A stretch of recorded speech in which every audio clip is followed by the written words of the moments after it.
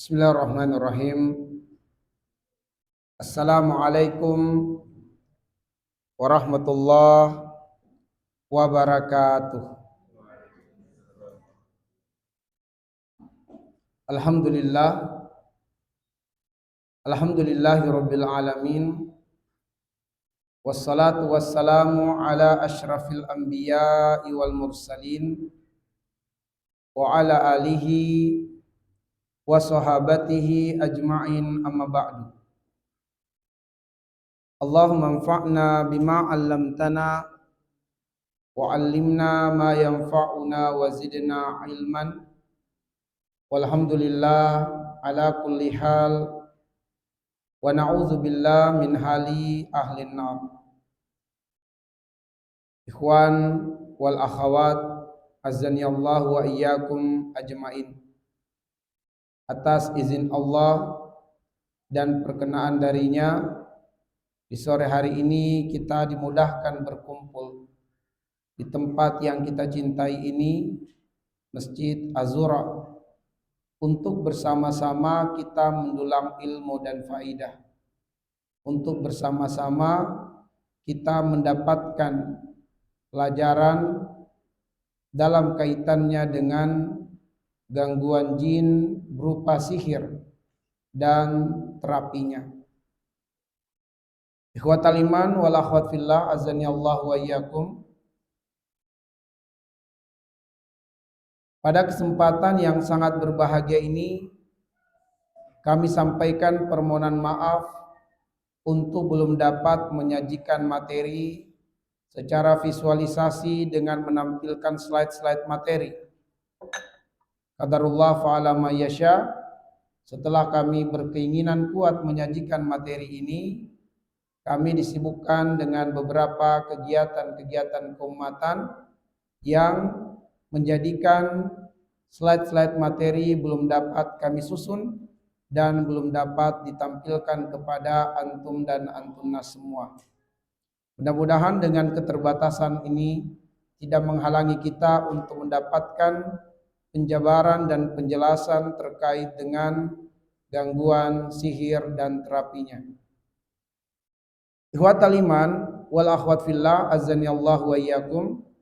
Kami awali penjelasan dan pembahasan ini dari firman Allah Subhanahu wa taala di dalam Quran surat Al-Ankabut di ayat yang kedua, ahasiban nas ayyutraku ayyaqulu amanna wa hum la yuftanun.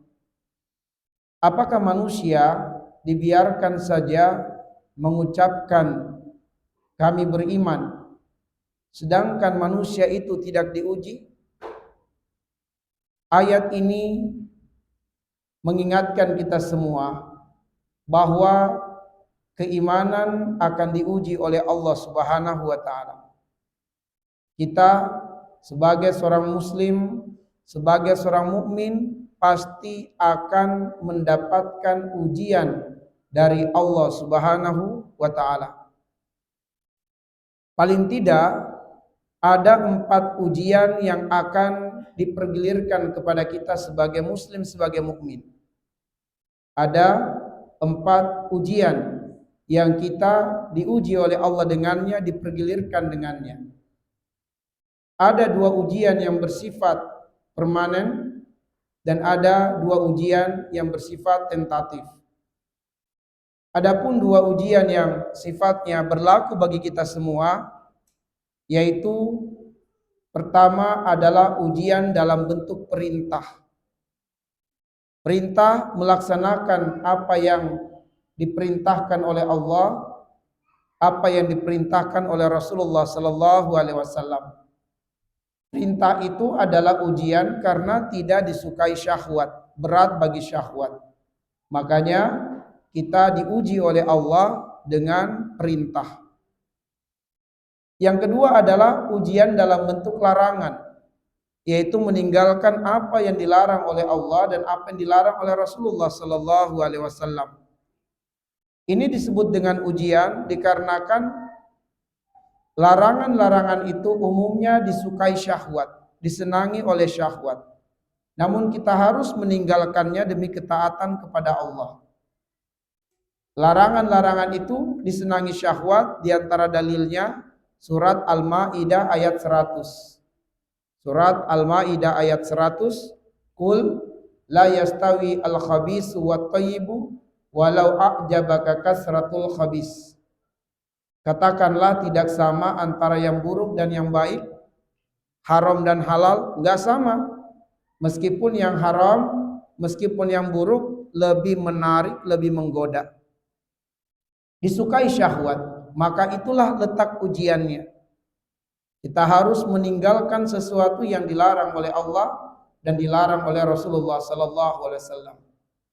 Lalu kemudian ujian yang ketiga yang bersifat tentatif, tidak permanen. Ujian yang kita dipergilirkan oleh Allah dengannya, yaitu ujian dalam bentuk musibah. Ujian dalam bentuk musibah. Baik berupa ketakutan, kelaparan, berupa kekurangan harta, sampai ujian berupa kehilangan jiwa. Dan ini disebutkan di dalam Quran surat Al-Baqarah ayat 155. Allah mengatakan, wala nabluwannakum bisyai'in minal khaufi wal ju' wa naqsim minal amwali wal anfusi was samarat wa basyiri as-sabirin alladzina idza asabatuhum musibah qalu inna lillahi wa inna ilaihi raji'un. Musibah dalam bentuk hal-hal yang tidak disukai secara tabiat, berupa ketakutan, kelaparan, kemiskinan, kematian, dan seterusnya. Kemudian ujian yang keempat adalah ujian dalam bentuk gangguan makhluk. Ujian dalam bentuk gangguan makhluk. Ujian dalam bentuk gangguan makhluk inilah yang disebutkan oleh Imam Ibnu Katsir rahimahullahu taala sebagai tafsiran dari min syarri ma khalaq, dari kejahatan makhluk, dari gangguan makhluk, di mana gangguan makhluk ada 4. Pertama, ada gangguan makhluk dari kalangan manusia yang zalim. Yang kedua, ada gangguan makhluk dari kalangan jin sesuai dengan motifnya dan alasannya. Yang ketiga, ada gangguan makhluk dari kalangan binatang-binatang. Dan yang keempat, ada gangguan makhluk dari makhluk yang tak nampak oleh mata saking kecilnya, seperti virus, bakteri, atau sel-sel jahat yang ada di dalam tubuh manusia. Inilah 4 ujian dari Allah Subhanahu wa taala. Ujian dalam bentuk perintah, dalam bentuk larangan, dalam bentuk musibah, dan dalam bentuk gangguan makhluk. Lalu gangguan makhluk itu ada 4. Dari manusia yang zalim, dari jin dengan beragam motif dan alasannya, dari binatang-binatang, dan dari makhluk kecil yang tak nampak mata seperti virus, bakteri, atau sel-sel jahat di dalam tubuh manusia. Ikhwatal iman wal akhwat fillah, azanillahu wa iyyakum ajmain. Salah satu gangguan makhluk yang kami sebutkan tadi adalah gangguan makhluk dari kalangan jin. Gangguan makhluk dari kalangan jin. Gangguan makhluk dari kalangan jin itu beragam motifnya, beragam alasannya. Saya sebutkan diantaranya. Pertama, ada gangguan jin dikarenakan mahabbah, suka atau cinta kepada manusia. Yang kedua, ada gangguan jin kepada manusia berupa intikom. Apa itu intikom? Balas dendam. Ada gangguan jin kepada manusia karena kejahilan atau keusilan. Memang jin yang sedang jahil, yang sedang usil terhadap manusia. Yang keempat, ada gangguan jin berupa ain, yaitu jin memanfaatkan gelombang negatif dari pandangan manusia terhadap manusia lainnya. Baik gelombang pandangan yang datang dari kekaguman tanpa diawali dengan nama Allah, atau gelombang pandangan karena kebencian, kemarahan. Dan kemudian jin memanfaatkan gelombang negatif tersebut lalu menyerang korban yang tertimpa gelombang negatif itu, terkenalah gangguan ain. Ada juga gangguan jin dikarenakan manusia yang menyimpan benda-benda tertentu, benda-benda yang dikeramatkan atau benda-benda yang telah dibacakan mantra-mantra sehingga ada jin yang menjadi penunggu dari benda-benda tersebut. Maka sesiapa yang memegang benda-benda tersebut, maka jin akan berkhidmat kepadanya. Tetapi tidak ada bantuan jin yang gratis. Tatkala jin berkhidmat kepadanya atau membantunya, maka jin akan mengambil pula manfaat darinya. Paling tidak, jin membutuhkan tempat tinggal, dan tempat tinggal terbaik yang diinginkan oleh jin adalah tubuh manusia. Sehingga seseorang akan mengalami dan merasakan gangguan. Ada juga jin yang mengganggu manusia karena warisan dari orang tua atau leluhur yang pernah bersekutu dengan jin. Disebutlah gangguan jin nasab. Disebutlah gangguan jin nasab. Biasanya ciri yang paling mendasar bagi seseorang yang memiliki jin nasab adalah bisa menerawang dikala usianya masih kecil. Itu ciri yang paling mendasar bahwa seseorang ini ditunggangi oleh jin khodam, jin nasab atau jin warisan. Nah, sehingga kita tidak mengenal istilah indigo kecuali itu adalah jin nasab yang menempeli pada anak tersebut atau seseorang yang kemudian bisa menerawang. Kemudian gangguan jin lainnya adalah gangguan jin dalam bentuk sihir. Gangguan jin dalam bentuk sihir. Gangguan jin dalam bentuk sihir ini melibatkan beberapa gangguan makhluk lainnya. Yang pertama, melibatkan gangguan makhluk yang zolim, yaitu dari kalangan manusia yang hasad. Yang kedua, melibatkan dukun yang akan menjadi tukang sihir untuk melancarkan apa yang diinginkan oleh orang yang hasad. Dan kemudian melibatkan jin yang ditugaskan untuk menyampaikan keinginan orang yang hasad. Ikhwatal iman wal akhwat fillah azanillahu wa iyyakum ajmain.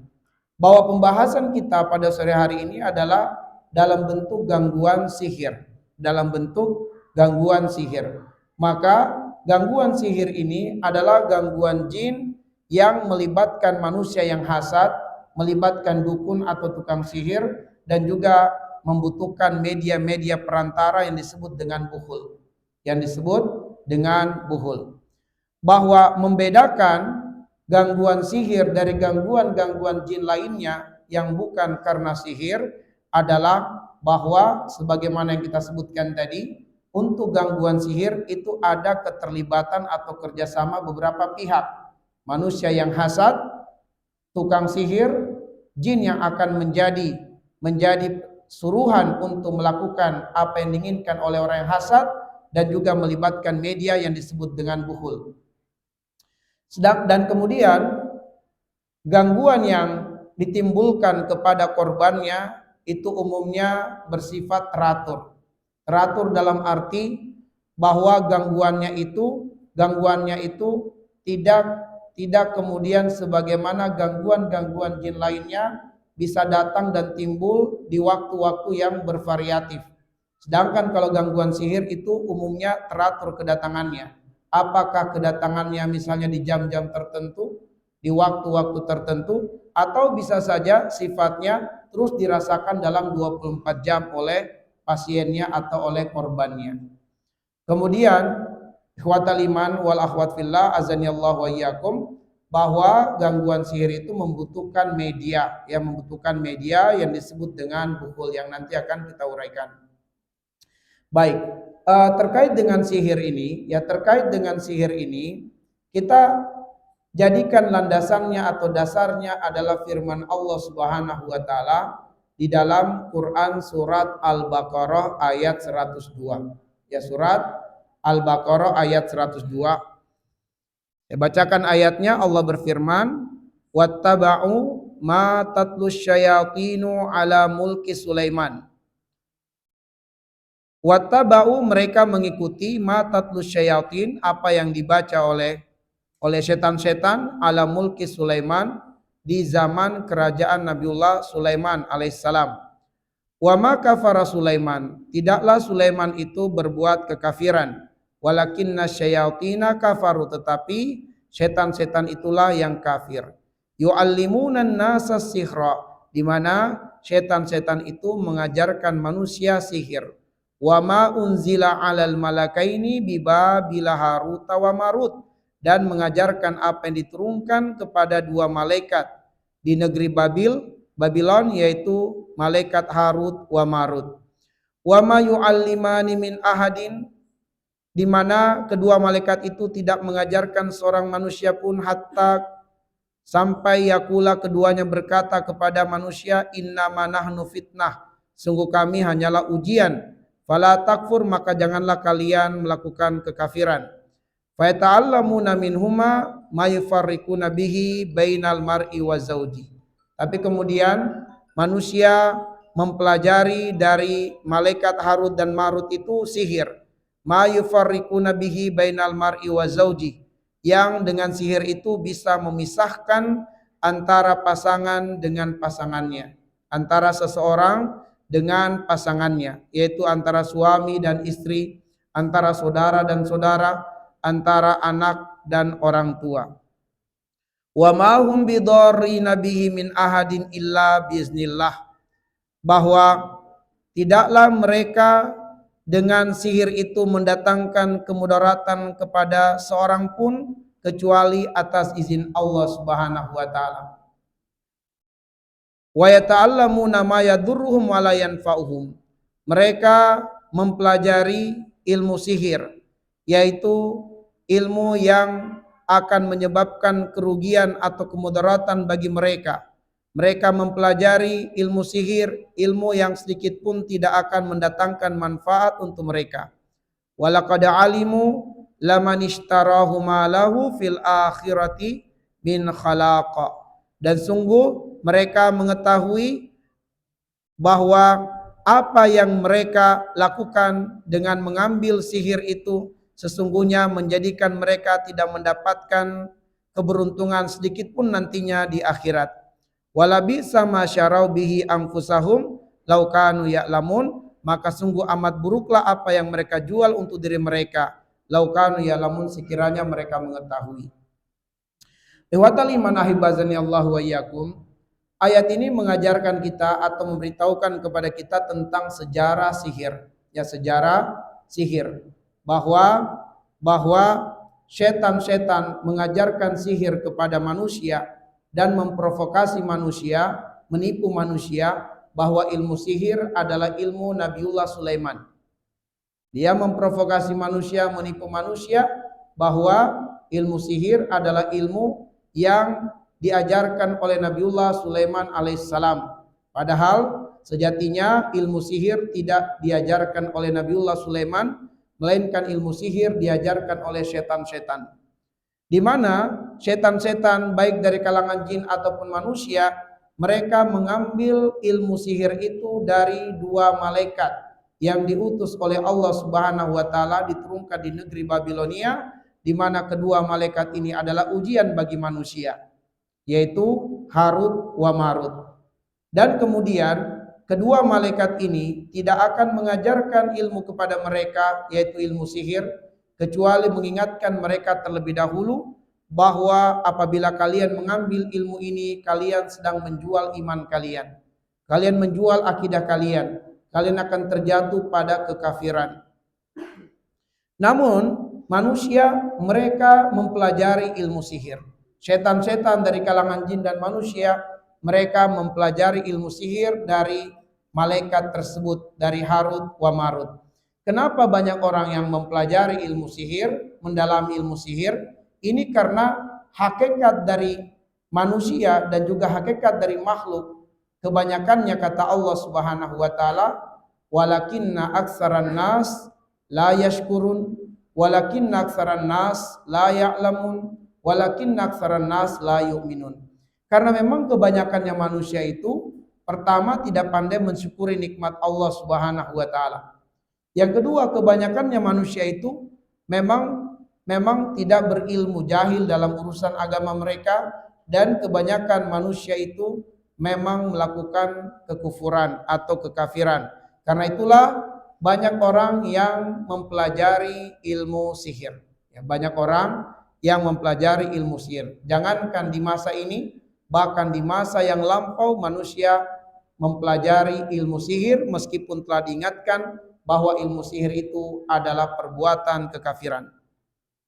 Nah, ma'asyiral muslimin, ikhwan wal akhwat sekalian yang dimuliakan oleh Allah Subhanahu wa taala, bahwa ilmu sihir ini adalah ilmu yang memiliki pengaruh buruk bagi korbannya. Disebutkan di dalam kitab-kitab para ulama ada beberapa jenis-jenis sihir. Ada beberapa jenis-jenis sihir. Yang pertama ada sihir tafriq, ada sihir tafriq atau disebut juga sebagai sihir pemisah. Ya, sihir pemisah. Bahwa seseorang yang terkena dengan sihir tafriq, sihir pemisah, menjadikan dia akan benci dengan orang yang sebelumnya dicintainya. Misalnya suami terkena sihir tafriq, maka dia bisa saja membenci istrinya, menjadi tidak suka dengan istrinya. Atau sebaliknya, seorang istri yang terkena sihir tafriq, maka dia menjadi benci kepada suaminya, tidak mau melayani suaminya, dan seterusnya. Atau ketika kemudian seorang ayah atau ibu yang terkena sihir tafriq, dia menjadi benci dengan anak-anaknya, dia nggak suka melihat anak-anaknya. Atau sebaliknya, anak yang terkena sihir tafriq, dia menjadi benci melihat orang tuanya, tidak mau mengakui orang tuanya, dan seterusnya. Bahkan kemudian tidak segan-segan untuk menyakiti orang tuanya karena pengaruh sihir tafriq tadi. Jadi sihir tafriq ini menyebabkan korbannya itu akan membenci seseorang yang dicintainya.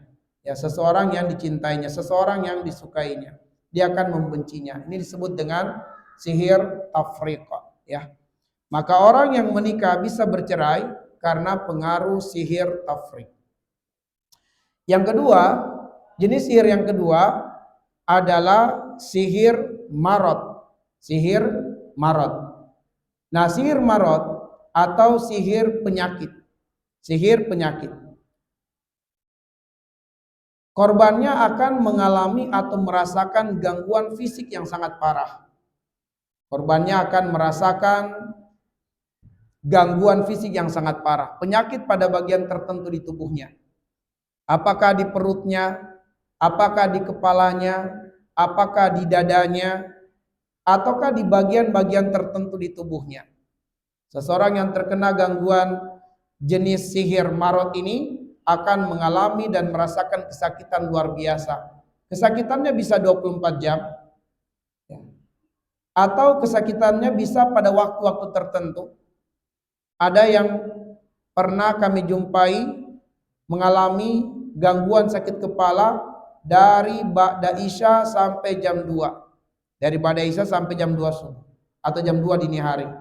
Nah, dari ba'da Isya itu rata-rata sekitar jam 8 tuh mulai gangguannya. Maka dia akan menangis aja terus. Pernah kami jumpai seorang muslimah, ya, seorang muslimah yang menangis. Kami kemudian diinformasikan oleh ibu kosnya bahwa ada salah seorang muslimah, ya, mahasiswi yang kemudian setiap malam itu meringis kesakitan. Ya, dia juga enggak melaporkan ke orang tuanya, hanya menahan sakit saja gitu.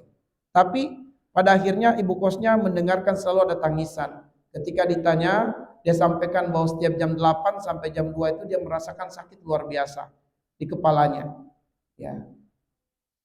Nah, nanti lewat jam 2 baru gangguan sakitnya itu hilang. Setelah kemudian dikonsultasikan dan dengan izin Allah diruqyah, Allah karuniakan kepadanya kesembuhan. Ada juga gangguan tertentu pada bagian tertentu di tubuhnya, misalnya di dada ya, menjadi sesak, atau mungkin di bagian perut ya, di bagian perut atau di bagian paha. Ada pernah yang kami ketahui seseorang, mohon maaf ya, seorang bapak ya, seorang laki-laki usia 50-an yang terkena gangguan sihir marot di kemaluannya, di kemaluannya. Jadi buhulnya itu diikat di pinggir laut, ya, diikat di pinggir laut, yaitu ada kayu-kayu tertentu, lalu kemudian diikat di sana, sehingga apabila air pasang, air naik, maka dia akan merasakan kesakitan luar biasa. Nanti ketika air surut baru enak lagi perasaannya, sampai kurus badannya karena sakitnya yang dirasakan itu. Nah, jadi teman-teman sekalian, itu namanya sihir marot ya, sihir marot atau sihir penyakit. Yang ketiga adalah sihir junun. Sihir junun, sihir yang menyebabkan korbannya gila. Ya, yang menyebabkan korbannya menjadi gila. Yang keempat, sihir ta'tiluz zawaj, yaitu sihir yang menjadi penghalang jodoh. Sihir yang menjadi penghalang jodoh. Dan ini pernah kami jumpai seorang muslimah yang akhirnya trauma, nggak mau lagi berpikir untuk menikah. Sebab setiap kali laki-laki akan melamarnya, itu pasti laki-laki itu tanpa sebab sehari setelahnya langsung membatalkan tanpa ada eh, tanpa ada kejelasan, tanpa ada sebab, langsung aja dibatalin, nggak jadi. Nah, sudah 7 kali ikhwan yang mau melamar akhirnya batal tanpa sebab. Akhirnya perempuan ini menjadi trauma dan tidak mau lagi berpikir untuk menikah. Ya. Menikah. Suatu ketika ponakannya itu kami ruqyah. Ya, karena ponakannya ada agenda di malam hari, pulang ke rumah tiba-tiba pingsan, terjatuh, ternyata terkena gangguan jin, mungkin kesambat atau ya sempat kerasukan. Begitu kemudian kita ruqyah, si muslimah ini ikut mendengar, ternyata dia menjadi tak sadar diri, pusing. Nah, setelah kemudian kita berpindah menangani si muslimah itu, tiba-tiba dia kesurupan. Ya, dalam kesurupan dia kemudian menyampaikan tujuannya, bahwa tujuan saya adalah untuk membuat wanita ini tidak bisa mendapatkan jodoh. Ya, tidak bisa mendapatkan jodoh. Jadi gangguan jin itu kepada perempuan itu hanya apabila ketika ada laki-laki yang ingin melamarnya, sehingga perempuan ini normal saja, biasa-biasa saja. Tapi ketika kemudian ada laki-laki yang akan melamarnya, maka selalu ada penolakan tanpa sebab atau tanpa alasan yang diketahui oleh pihak perempuan. Tiba-tiba jadi batalin. Entah kenapa, mereka juga tidak berusaha untuk mencari tahu kenapa tiba-tiba dibatalkan padahal sudah sampai pada tahap lamaran. Ternyata ada gangguan ya, ada gangguan sihir yang membatalkan perjodohan ya, membatalkan pertunangan dan seterusnya. Kemudian dan itu terkadang oleh pihak laki-laki misalnya, ketika membatalkan akad tunangan, karena dia melihat perempuan calonnya itu menjadi seperti nenek-nenek gitu ya, atau mungkin tiba-tiba terlihat buruk, atau juga perempuan itu ketika dilamar tiba-tiba kesurupan dan akhirnya kemudian keluarga pihak laki-laki membatalkan lamaran. Baik, kemudian ada juga gangguan sihir yang disebut dengan sihrul hawatif. Sihrul hawatif yaitu sihir yang menjadikan korbannya mendengarkan bisikan-bisikan atau suara-suara. Ya, mendengarkan ada bisikan-bisikan atau suara-suara yang biasanya puncaknya seseorang sampai melakukan aksi bunuh diri karena ada bisikan-bisikan. Ya, ada bisikan-bisikan dan pada akhirnya korbannya bisa melakukan bunuh diri. Baik, ada juga yang disebut dengan sihrul akhlam. Sihrul akhlam itu adalah sihir dalam bentuk gangguan mimpi buruk. Sihir dalam bentuk gangguan mimpi buruk. Nah, jadi korbannya itu selalu bermimpi buruk. Karena mimpi buruk, dia menjadi trauma untuk tidur, nggak mau tidur. Akhirnya ada korbannya itu nggak mau tidur di malam hari, minum kopi terus. Alasannya takut tidur. Kalau tidur pasti dia akan bermimpi buruk yang menakutkan, menyeramkan. Dan akhirnya jangankan di malam hari, di siang hari pun dia nggak mau tidur. Justru sebenarnya penyakit semakin parah pada tubuhnya karena dia menolak untuk tidur, menahan untuk tidur. Itulah yang menyebabkan banyak gangguan-gangguan lain terjadi pada tubuhnya. Kenapa? Karena apabila dia pejamkan mata dan tertidur, selalu bermimpi yang menakutkan dan menyeramkan. Sampai dia tidak mau tidur. Karena tidak mau tidur, jadilah dia berhalusinasi. Sering berhalusinasi, badannya jadi kurus, dehidrasi. Banyak gangguan-gangguan yang terjadi pada pencernaannya. Sebenarnya karena dia tidak tidur. Ya, itu penyebabnya, bukan karena gangguan sihirnya. Sihirnya dalam bentuk sihir akhlam, yaitu sihir berupa mimpi-mimpi yang menakutkan atau mimpi-mimpi yang menyeramkan dalam tidur. Ada juga sihir khayal, ya, sihir khayal. Nah, sihir khayal itu adalah sihir ilusi, di mana korbannya itu seringkali melihat penampakan-penampakan yang sebenarnya tidak ada, atau dia melihat sesuatu yang berbeda dari hakikatnya. Itu namanya sihir khayal. Ya, sihir khayal. Sihir khayal inilah yang pernah terjadi atau menimpa baginda Musa alaihissalam. Ketika kemudian tukang-tukang sihir Fir'aun melemparkan tali temali yang sebenarnya tali temali biasa. Tapi para hadirin yang menyaksikan peristiwa itu, mata mereka tersihir. Mereka melihat tali temali itu menjadi ular yang bergerak cepat dan akan mematok. Musa pun sempat ketakutan sampai dikuatkan oleh Allah Subhanahu wa taala. Nah, Musa awalnya ketakutan. Nah, Musa pun terkena gangguan sihir khayal itu. Yang sebenarnya itu tali temali biasa, tidak berubah, tapi pandangan orang yang melihatnya tersihir, melihat itu ular yang bergerak. Padahal biasa aja gitu ya. Maka orang yang terkena sihir khayal ini mungkin melihat tiang, tapi tiba-tiba pandangannya melihat sesuatu yang aneh, melihat manusia tinggi besar, padahal tiang misalnya ya, dinding rumah dilihatnya, tapi dilihatnya adalah genderuwo, laki-laki besar. Itu sihir khayal namanya, ya, sihir khayal. Dia melihat sarung di jemuran, tapi dia melihat ada orang yang ya, seperti itu. Banyak gangguan-gangguan sihir khayal ini, ya, sihir khayal. Nah, jadi teman-teman sekalian, selain sihir khayal ini ada sihir yang lain yang disebut dengan sihir al-qatl. Sihir al-qatl, sihir yang dimaksudkan untuk melakukan pembunuhan. Jadi ditargetkan supaya korbannya itu mati, ya, supaya ditargetkan korbannya itu mati. Disebutlah sihir al-qatli. Ya, sihir al-qatli, sihrul qatli, yaitu sihir yang dimaksudkan atau ditujukan untuk korbannya mati. Ini tentu sihir yang sangat berbahaya. Nah, ihwatal iman ahibazani Allah wa iyyakum ajmain. Jin-jin yang dilebatkan dalam aksi sihir, kata Nabi SAW, sihir jin itu ada 3 asnaf. Jin itu ada 3 asnaf. Jin itu ada 3 bentuk. Yang pertama adalah jin lahu ajnihatun tatiruna biha. Ada jin yang memang punya sayap.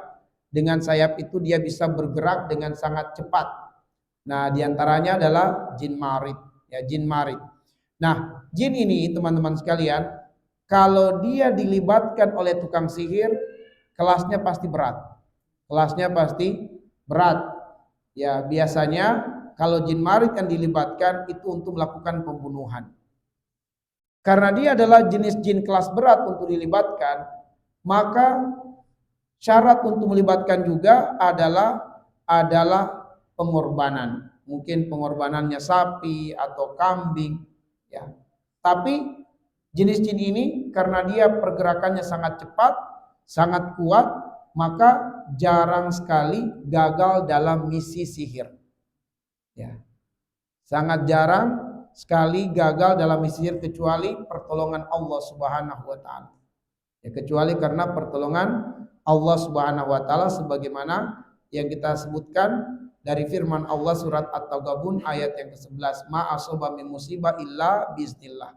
Musibah apapun yang terjadi adalah izin Allah. Di antaranya Allah mengizinkan ada pengaruh sihir terjadi kepada seseorang. Nah, bahwa jenis jin yang bersayap ini kalau dilibatkan oleh dukun untuk melakukan aksi sihir, pengaruhnya sangat luar biasa, ya, pengaruhnya sangat keras, sangat dahsyat. Tetapi untuk melibatkan juga membutuhkan pengorbanan yang besar. Maka orang yang hasad harus menyiapkan korban yang besar, apakah sapi ataukah kambing atau yang lainnya yang diminta oleh dukun sebagai syarat untuk melibatkan jin tersebut. Kemudian jin yang lainnya yang dilibatkan adalah jin hayyatun wa kilabun, jin dalam bentuk anjing atau dalam bentuk ular. Jin dalam bentuk anjing atau dalam bentuk ular. Maka ini juga adalah jenis jin yang kuat, tapi kekuatannya masih dikalahkan oleh jenis jin yang pertama yang bersayap. Nah, jenis jin yang dalam bentuk anjing atau ular juga sering digunakan dalam sihir. Sering digunakan dalam sihir. Karena pergerakannya juga yang cepat, tapi masih dikalah cepat oleh jenis jin yang bersayap. Efeknya juga keras, ya, efeknya juga keras kepada korbannya.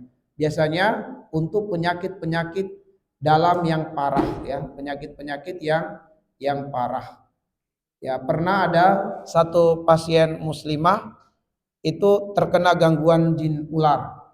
Ya, gangguan jin ular, setiap kali ruqyah dia sampai kemudian meliuk-liuk seperti ular gitu. Dan muslimah ini terkena gangguan kanker. Ya, gangguan kanker. Nah, ternyata wasilah gangguan kankernya juga adalah ada wasilah dari jin, ada wasilah dari jin. Pertama kita harus kaitkan bahwa jin itu senang di tubuh seseorang yang pH-nya asam. Ya, jin itu senang merasuki tubuh seseorang yang pH-nya asam. Jadi kalau pH tubuh seseorang itu asam, itu mudah terkena gangguan jin. Kemudian kalau pH tubuh itu asam, maka menjadikan sel-sel kanker bisa tumbuh di dalam diri seseorang. Sebab setiap kita itu punya potensi untuk tumbuh sel kanker, tapi tidak akan pernah tumbuh kalau pH tubuh kita dalam kondisi stabil atau homeostatis. Tapi apabila kemudian pH tubuh kita asam, maka sel-sel kanker ini bisa tumbuh. Nah, keberadaan jin itu bisa menjadi pemicu seseorang dalam kondisi pH tubuhnya selalu asam. Karena diantara penyebab pH tubuh asam itu adalah emosi tidak stabil. Ya, emosi tidak stabil. Ya. Kalau emosi tidak stabil, stres, nah ini menjadikan pH tubuhnya asam. Nah, seorang muslim ini diganggu oleh jin. Terkena sihir. Jin ini menjadikan muslimah ini selalu dalam kondisi emosi yang tidak stabil.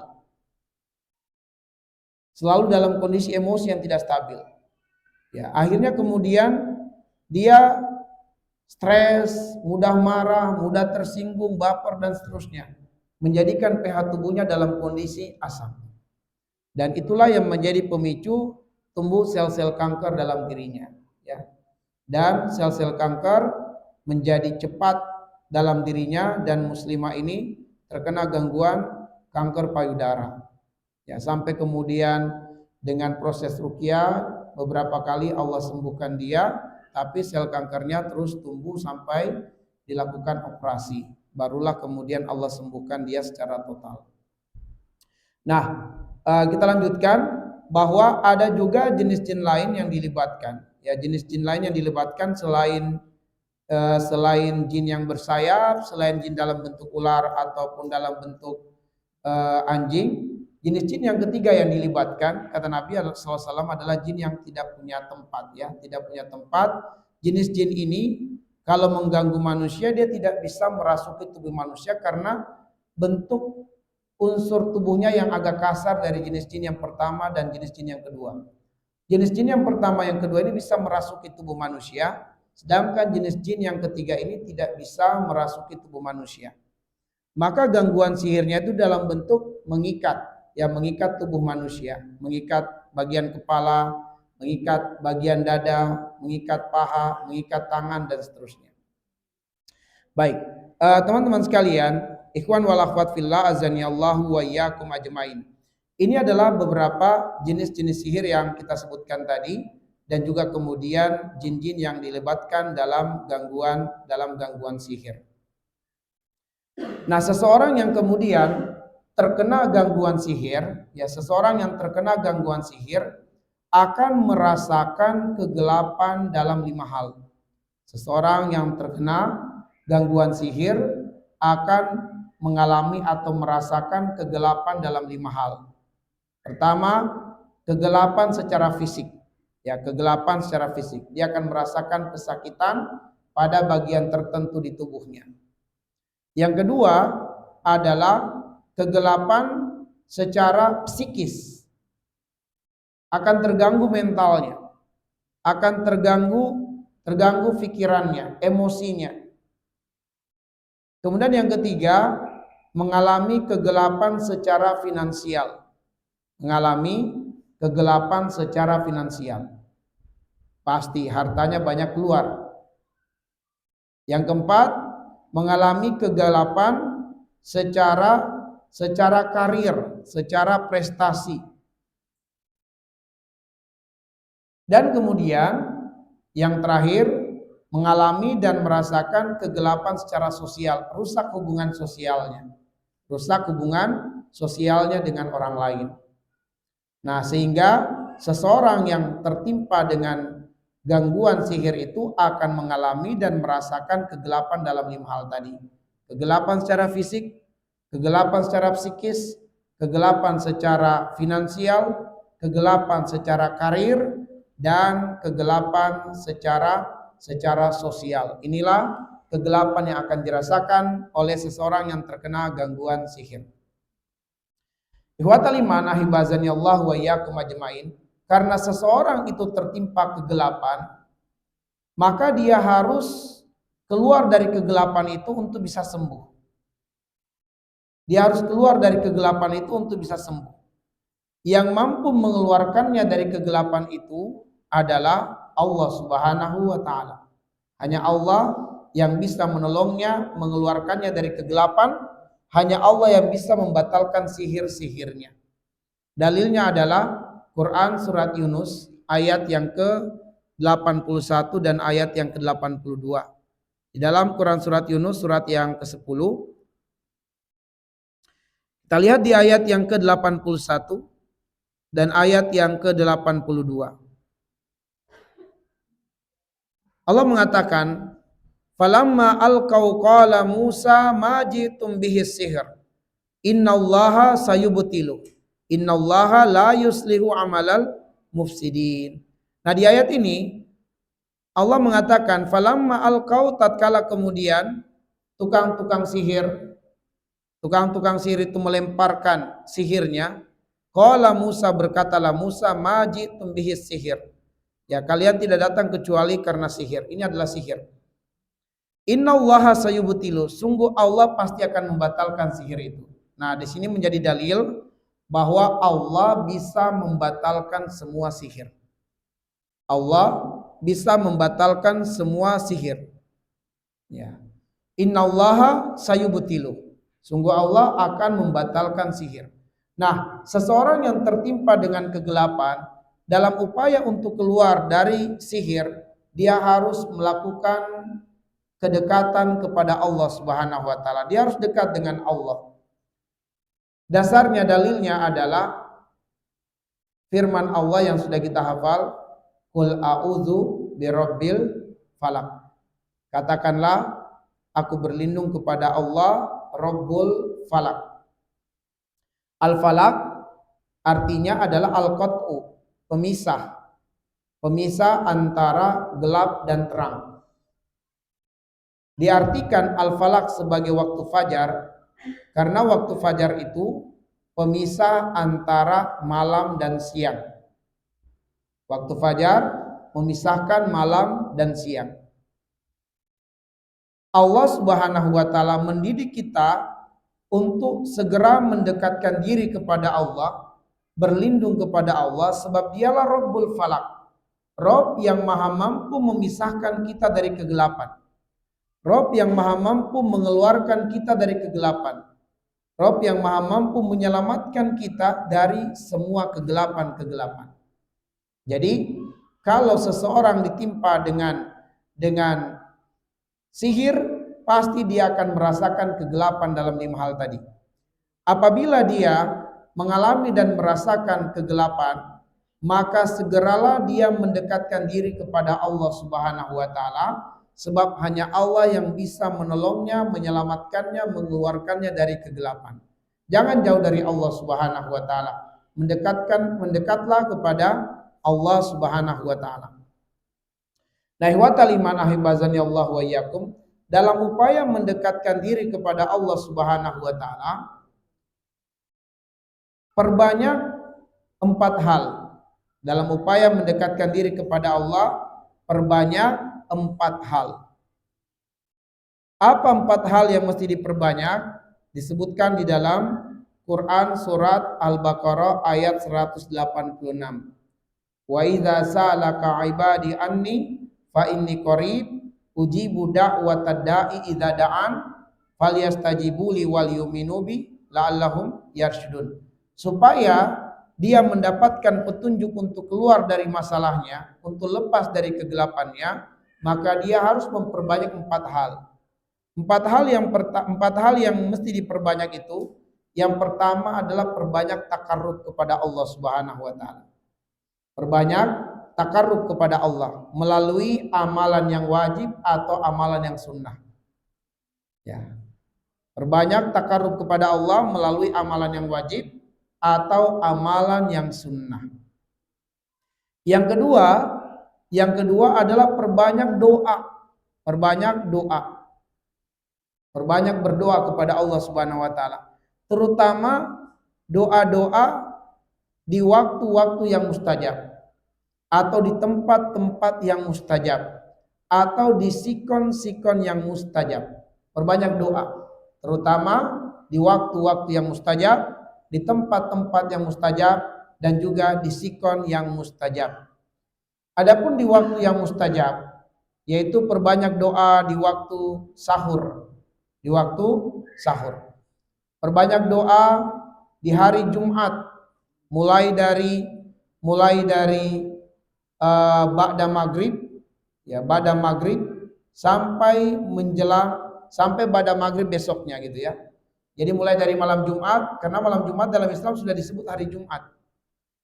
Maka dimulai dari ba'da maghrib sampai maghrib besok.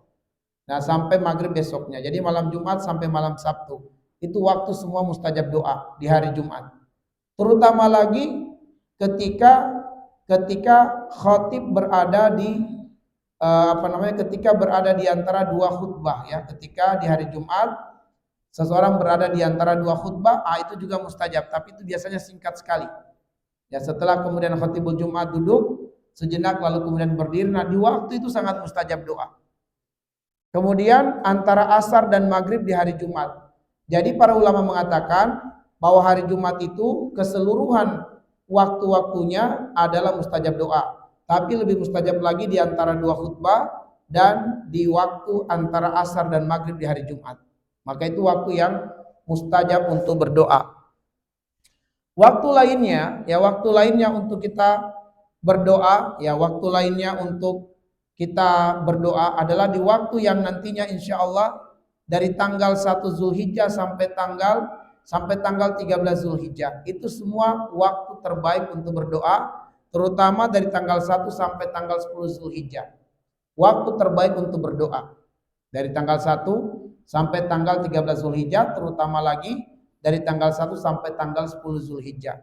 Itu merupakan waktu terbaik untuk berdoa kepada Allah Subhanahu wa taala. Termasuk waktu yang mustajab berdoa di tengah malam. Ketika seseorang bangun dari tidur di tengah malam, ya, atau tiba-tiba dia mendadak terbangun di tengah malam, maka berdoa di waktu itu. Itu mustajab doa. Mustajab doa ketika seseorang bangun tengah malam, apakah dia bangun untuk kemudian ada hajat atau tiba-tiba matanya terbuka di tengah malam, maka itu waktu mustajab untuk berdoa. Maka berdoalah kepada Allah Subhanahu wa taala, minta dikaruniakan kesembuhan dari gangguan-gangguan sihir. Kemudian waktu yang mustajab, kemudian doa yang mustajab dikaitkan dengan tempat, Di antaranya adalah di rumah Allah Subhanahu wa taala, itu tempat yang mustajab berdoa. Ya, Baitullah, tempat yang mustajab berdoa, terutama lagi di Baitullah Al-Haram di Mekah dan Madinah. Ya, itu adalah tempat yang paling mustajab untuk berdoa. Tetapi semua rumah Allah tempat mustajab untuk berdoa. Seperti di masjid ini, mustajab untuk berdoa. Kemudian waktu mustajab, tempat yang lainnya untuk mustajab berdoa adalah ketika seseorang berada di Raudhah, ya, di Raudhah itu di Madinah, itu juga mustajab berdoa. Ya, tempat mustajab berdoa. Kemudian doa yang mustajab dikaitkan dengan sikon. Dalam kondisi hujan deras, nah itu doa mustajab. Berdoa ketika hujan deras.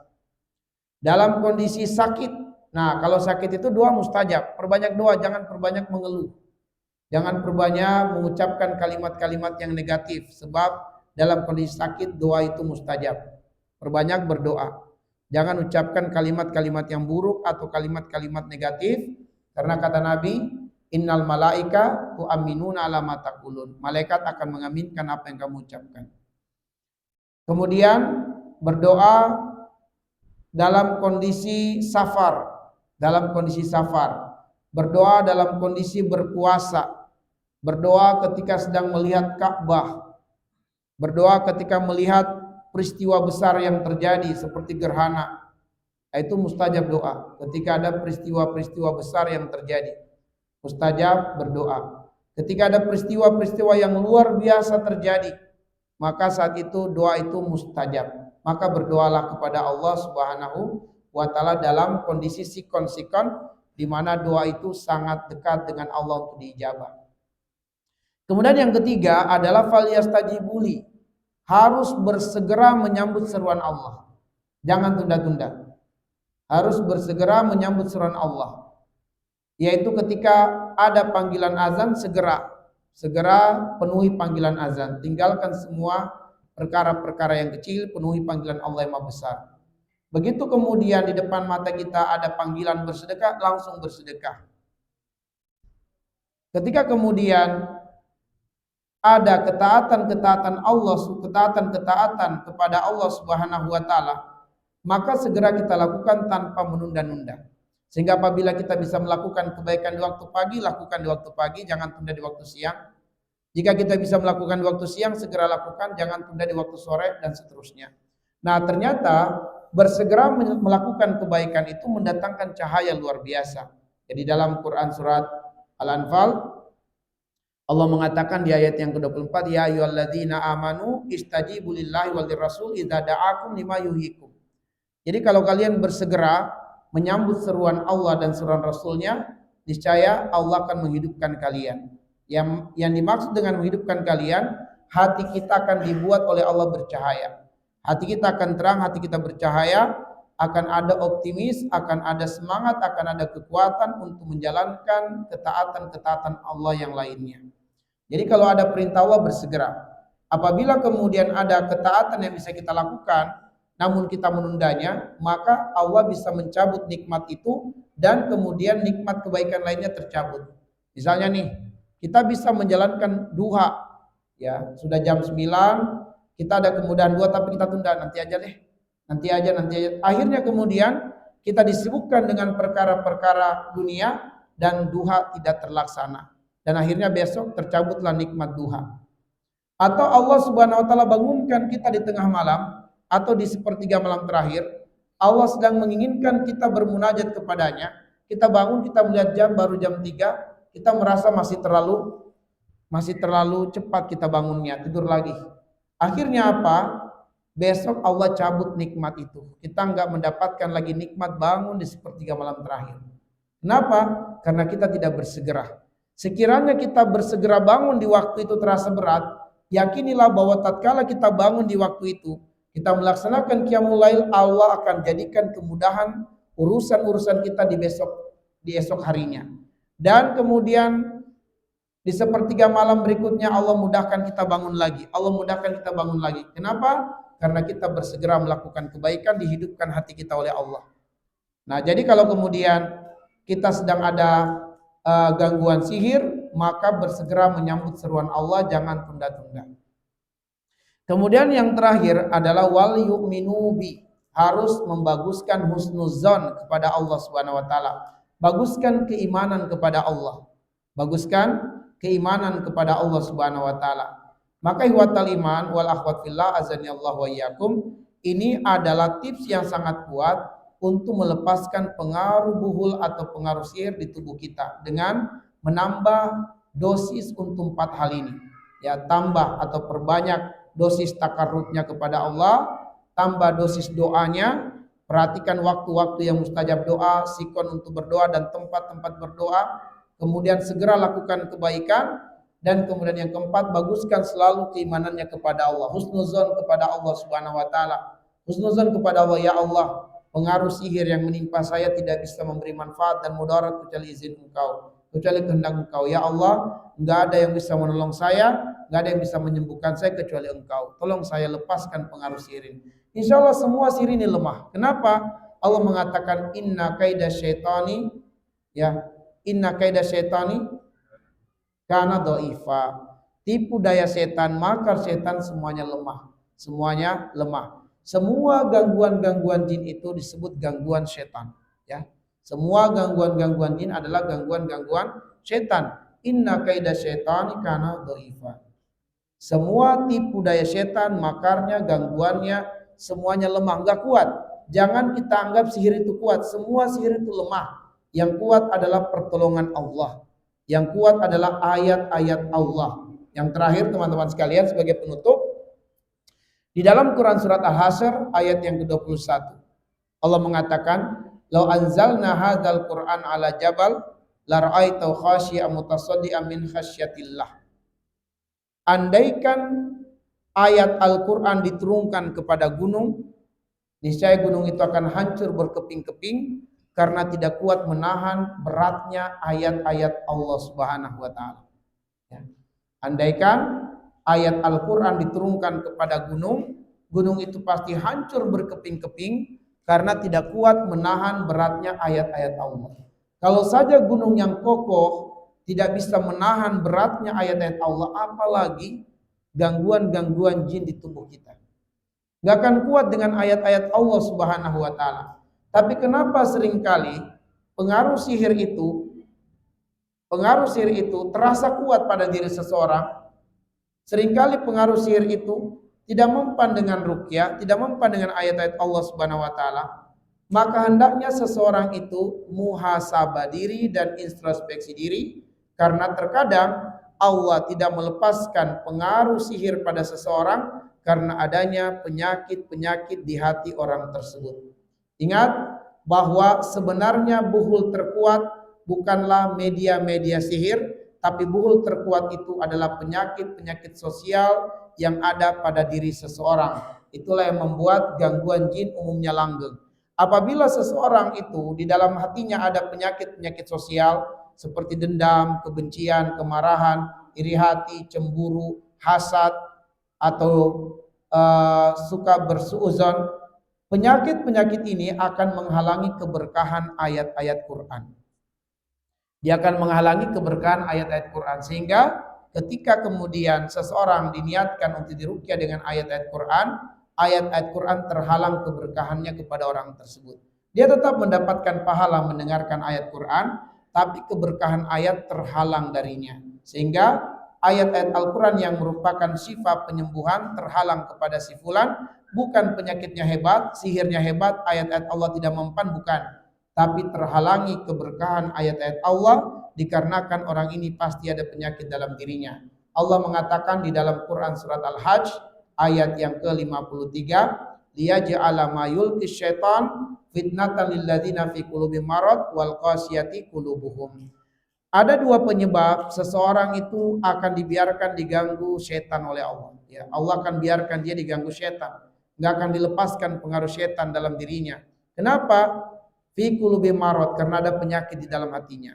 Yang kedua, wal qasiyati qulubuhum, hatinya keras.